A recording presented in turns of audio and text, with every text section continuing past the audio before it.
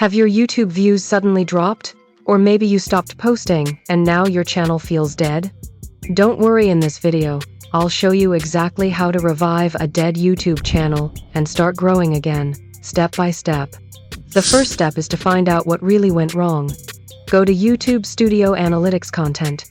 Check which videos performed best and which ones flopped.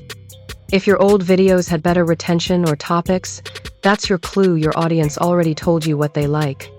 Next, start posting content your audience still cares about, but make it better.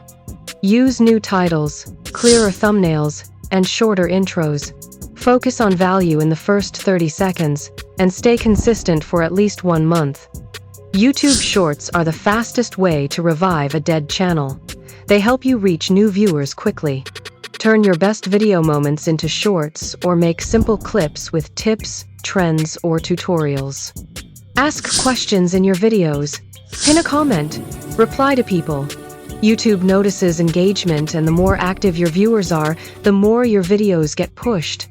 Reviving your channel isn't magic. It's about small steps done consistently. Start fresh, stay consistent, and your audience will return. If this helped, hit subscribe for more faceless YouTube tips.